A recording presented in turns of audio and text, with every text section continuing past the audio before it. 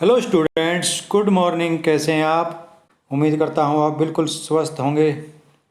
प्रश्न नंबर 2, सहनशीलता के विकास की विधियों का वर्णन कीजिए। यह आपसे पूछा जा सकता है, सहनशीलता को किस प्रकार बढ़ाया जा सकता है, इसकी प्रशिक्षण विधियों का ब्यौरा दें। व्यक्ति के संपूर्ण विकास के लिए सहनशीलता का विकास होना बहुत ही जरूरी है। सहनशीलता के विकास में अनेक प्रशिक्षण विधियां महत्वपूर्ण योगदान देती हैं। नंबर 1, निरंतर प्रशिक्षण विधि। यह विधि सहनशीलता को बढ़ाने का सबसे अच्छा तरीका है। इस तरीके में व्यायाम लंबी अवधि तक बिना रुके, अर्थात निरंतर का अर्थ ही है लगातार व्यायाम किए जाते हैं। इसमें व्यायाम की अवधि 30 मिनट की होनी बहुत जरूरी है। इस विधि से हृदय और फेफड़ों की कार्यकुशलता में वृद्धि हो जाती है। इस विधि से इच्छा शक्ति दृढ़ व मजबूत हो जाती है तथा थकावट की दिशा में लगातार काम करने से खिलाड़ी दृढ़ निश्चयी बन जाता है। इससे व्यक्ति में आत्म संयम, आत्म अनुशासन व आत्मविश्वास बढ़ने लगता है।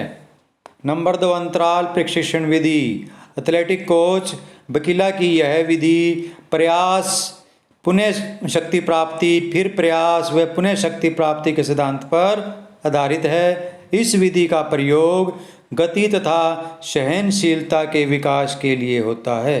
खिलाड़ी के लिए यह सुदृढ़ और प्रभावशाली प्रशिक्षण विधि है, परंतु इस विधि को गलत ढंग से अपनाने से शारीरिक एवं मानसिक थकावट उत्पन्न हो सकती है, इसलिए ध्यान से करें।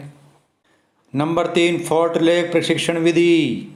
इस विधि में दौड़ के साथ साथ कई अन्य व्यायाम भी शामिल हैं। यह प्रशिक्षण खिलाड़ी की आयु, क्षमता आदि को देखकर दिया जाता है। इससे कदमों की दूरी में फेरबदल करके दौड़ का कार्यक्रम चलता रहता है।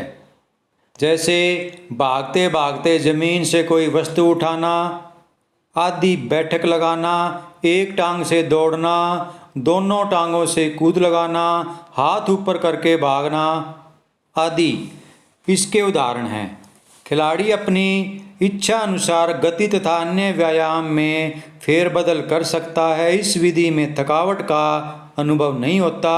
इसमें समय पर विशेष बल दिया जाता है।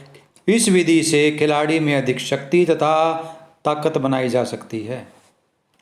अगर आपने अभी तक हमारे चैनल को सब्सक्राइब नहीं किया तो जल्दी से कर लें, क्योंकि इसमें आपके लिए सारा सिलेबस अच्छी तरह से छोटे, बिल्कुल कम समय में आपको समझाने का प्रयास किया गया है।